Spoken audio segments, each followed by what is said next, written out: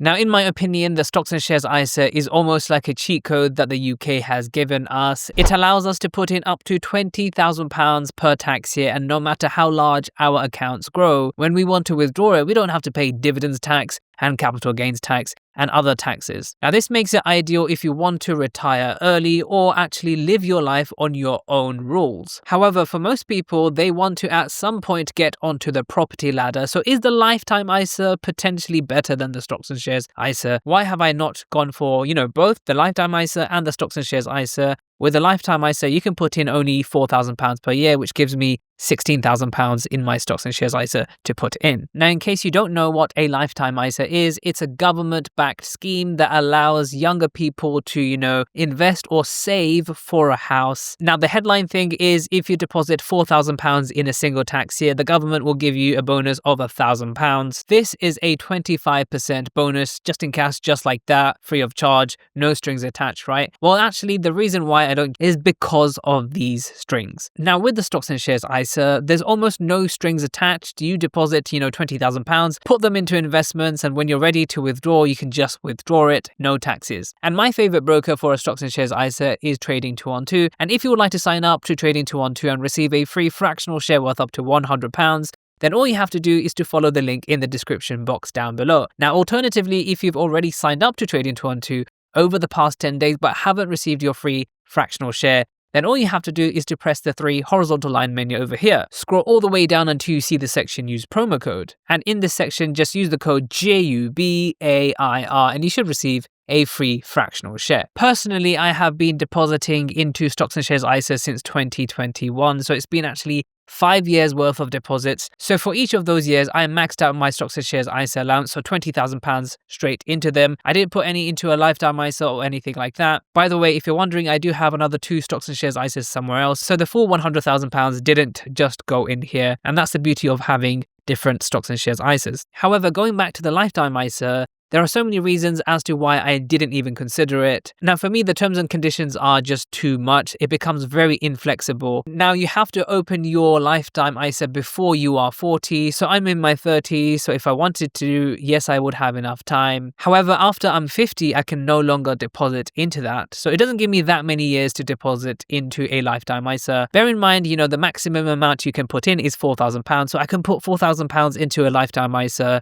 and still put in £16,000 into my stocks and shares ISA, or share them between my cash ISA and others. Now, one of the main drawbacks of a lifetime ISA is that there is a 25% penalty if you withdraw your cash before buying a house or before reaching the age of 60, and that I believe is subject to change. So you either buy a house or you wait till you're 60, which you probably would be close to retirement there anyway. Otherwise, you face a 25% penalty, and you may be thinking, 25% is not too bad, but actually that's where they get you. Yes, they give you a 25% bonus, but that's just the bonus. Let's say you had £100,000 invested, for most of your own money. A 25% penalty is a massive 25% chunk. That's including compounding and it's including your own money. So you would lose £25,000 right there. That's a lot more than the government would have ever given you as a bonus. And then there's the big thing about the property prices. Now you have to use this money in order to buy a property worth £450,000 or less. So if you find anything that goes above, or if you have to place an offer above that, then yeah, you can't really use your lifetime ISA cash there, which is a shame because if you had to buy that property, then all the money that you had saved within your lifetime ISA, that just becomes useless because this has to also be your first home. Then there's the thing about lifetime ISAs. I would actually never use an ISA. So a cash ISA, when you think about it, is the typical type of ISA. That's where you actually put in money and you save due to interest.